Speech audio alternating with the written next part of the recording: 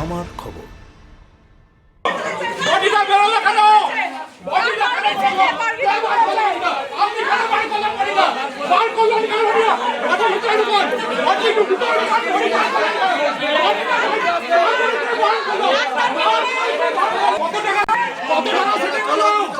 কত টাকা সেটিং হলো? কত টাকা সেটিং হলো আপনাদের? কত টাকা সেটিং হলো? কত টাকা সেটিং হলো আপনাদের? 16 বছরের স্কুল ছাত্র মৈনাক দাসের মৃত্যুকে কেন্দ্র করে সিউড়ির একটি বেসরকারি হাসপাতালে ব্যাপক উত্তেজনা ছড়ায়। সোমবার সকাল থেকে হাসপাতাল চত্বরে বিক্ষোভ দেখান মৃত ছাত্রের পরিবারের সদস্য ও স্থানীয়রা।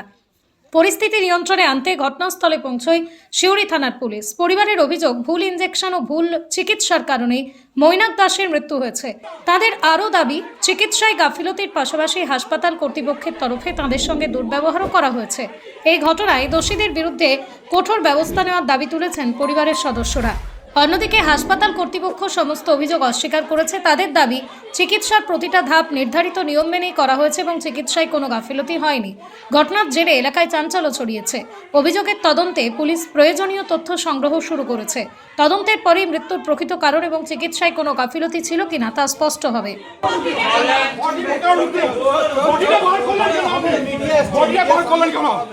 মিডিয়া এসছে তো। ঘটনাটা এটা ঘটেছিল যে রাত্রিবেলা হঠাৎ করে মোটামুটি 11:30টার সময় করে আমাদের বাড়ির বাচ্চাটি, যার বয়স হচ্ছে 16 বছর, ঠিক আছে, এবার ও হঠাৎ করে বলে আমার একটু শ্বাসকষ্ট হচ্ছে আর একটু অস্বস্তি বোধ হচ্ছে, ঠিক আছে। তো ওই জন্য ওকে আমরা হঠাৎ করে রাত্রেবেলা সদর হসপিটালে না নিয়ে গিয়ে এই হসপিটালে আমরা নিয়ে আসি, ঠিক আছে, সুবোধ হসপিটালে নিয়ে আসি, যেটা কিনা সিউড়ি বাইপাস যাওয়ার রাস্তাতে পড়ছে, ঠিক আছে। তো এবার এখানে আসার পর হঠাৎ করে দেখি ও কিন্তু মোটরসাইকেলে এসেছে, ঠিক আছে, মোটরসাইকেলে মোটরসাইকেলে আসার পর নিজে হেঁটে হেঁটে ঢুকেছে ভেতরে। তারপরে কী খেয়েছে না খেয়েছে ডাক্তারকে সব বলেছে। সমস্ত কিছু বলার পরে ডাক্তাররা ডাক্তার যিনি ছিলেন আর কি, এক সবথেকে বড় কথা হচ্ছে একজন ডাক্তার ছিলেন, একটা মাত্র ডাক্তার ছিলেন এবং মহিলা ডাক্তার। আর প্রেসক্রিপশনে যে ডাক্তারের নাম দেওয়া আছে ডক্টর রিজওয়ান ওসিম, সে ডাক্তার কিন্তু উনি নন, উনি একটা মহিলা, ঠিক আছে, যার নামটা কি জানো, কি দেবনাথ, না এই ডাক্তারের নামটা যাই হোক ছিল দেবনাথ, সে মহিলা না। উনি রাত থেকে নামটা বলছেনই না।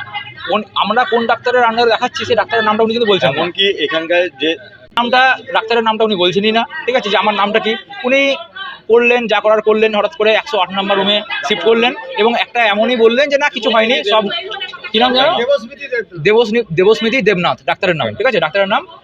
উনি বললেন সব এমনি যেটা বললেন আমাদেরকে ফর্মালি, এরকম নর্মালি যে সব ঠিকই আছে, কিছু হয়নি, সকালবেলা ছেড়ে দেওয়া হবে, সকালবেলা ডাক্তারবাবু একটা আসবেন, উনি দেখে ছেড়ে দেবে, ঠিক আছে। 108 নম্বর রুমে রাত্রি বাসটুকু করার জন্য ছাড়া হয়। তখন একটা কথা বলা হয়নি যে কোনো ইঞ্জেকশন দিতে হবে বা কোনো সিরিয়াস ব্যাপার আছে না, কিছু বলেনি। আমাদের পেশেন্টের সঙ্গে আমরা গল্প করছি, পেশেন্ট একদম নর্মাল, পেশেন্টের কিন্তু কিছু হয়নি। এবার হঠাৎ করে একটা নার্স এসে একটা সামথিং একটা ইঞ্জেকশন কিন্তু দেয়।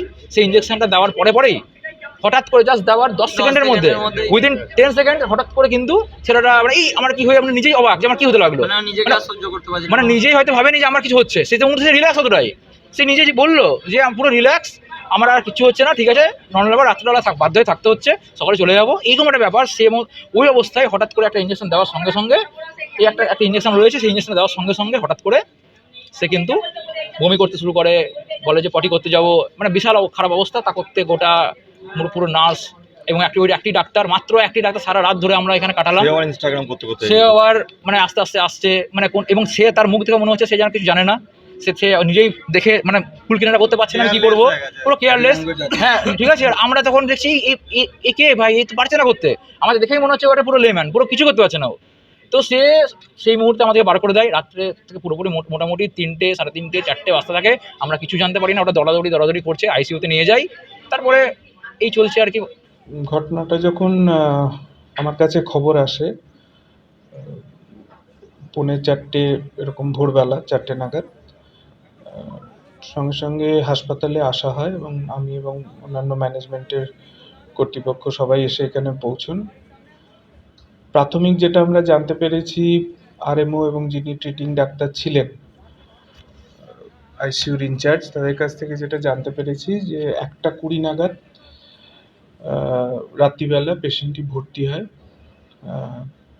একটু শ্বাসকষ্ট ছিল এবং সঙ্গে একটা পেটে অস্বস্তি, বমি ভাব, বমিও বোধহয় হয়েছে 1-2 বার। প্রাথমিক যা যা করণীয় এমার্জেন্সিতে সমস্ত কিছুই করা হয়েছে। স্যালাইন দেওয়া হয়েছে, অক্সিজেন সাপোর্ট দেওয়া হয়েছে। তাতে পেশেন্ট কিছুটা স্থিতিশীল হতে আরম্ভ করে। তখন বাড়ির পরিবারের লোকেদের সাথে কথা বলে পেশেন্টকে অবজারভেশনে রাখার জন্য ওপরে ওয়ার্ডে শিফট করা হয়। ওয়ার্ডে শিফট করার পর যেটা আমি ট্রিটিং ডাক্তারবাবুদের কাছ থেকে জানতে পেরেছি যে পেশেন্টের আস্তে আস্তে প্রেশার টেশার এগুলো ফল করতে থাকে এবং তারও যা প্রাথমিক চিকিৎসা করণীয় পেশেন্টকে রিভাইভ করার জন্য সবই করা হয়েছে হাসপাতালের তরফ থেকে যা যা করা উচিত। এবার যে কোনো মৃত্যুর ঘটনাই খুবই দুঃখজনক। আমরা যথেষ্টই সমব্যথী পরিবারের সাথে। এবার আমরা ইনজেকশন যেগুলো দেওয়া হয়েছিল সেগুলো নর্মসের মধ্যেই পড়ে, ঠিক আছে। কারণ পেশেন্টের একটা সম্ভবত ফুড অ্যালার্জিরও হিস্ট্রি আছে, একটা এক্সারশনের হিস্ট্রি আছে। 2-3 দিন আগেই বোধহয় দেওঘর থেকে এসছেন, তো শ্রাবণ মাসের যেগুলো ব্যাপার আছে সেগুলো করে টোরে, তো একটা এক্সারশনেরও হিস্ট্রি ছিল। খুবই অল্প বয়স, 16 বছর বোধহয় বয়স। সেটা পেশেন্টকে রিভাইভ করার জন্য সেন্ট্রাল লাইন করা হয়েছিল। এগুলো সবই মেডিকেল নর্মসের মধ্যেই পড়ে, মেডিকেল নর্মসের বাইরে কিছু করা হয়নি এবং প্রশাসনও যথেষ্ট তৎপরতা দেখিয়েছেন। সঙ্গে সঙ্গে তারাও এসে গেছেন সাহায্যের জন্য, যাতে কোনো অপ্রীতিকর ঘটনা না ঘটে। এবং তারপরে যা কিছু হয়েছে সমস্ত পুলিশ প্রশাসনের উপস্থিতিতেই হয়েছে। বাসন্তী দেবী গাঙ্গুলি ফাউন্ডেশনের বৃদ্ধাবাস সেবা করাটাই মূল উদ্দেশ্য আমাদের। তাই অশীতিপর বৃদ্ধাদের পরম যত্নে আগলে রাখছি আমরা। রয়েছে অন্ন, বস্ত্র এবং সুচিকিৎসার ব্যবস্থা। ঠিকানা Kalikapur colony, ward number 22, Bolpur. সাক্ষাৎ ও পরিদর্শনের সময় সকাল 10টা থেকে দুপুর 1টা পর্যন্ত। বিস্তারিত জানতে 7063472820 এই নম্বরে যোগাযোগ করুন। দেখতে চোখ রাখুন আমাদের ফেসবুক ও ইউটিউব চ্যানেলে।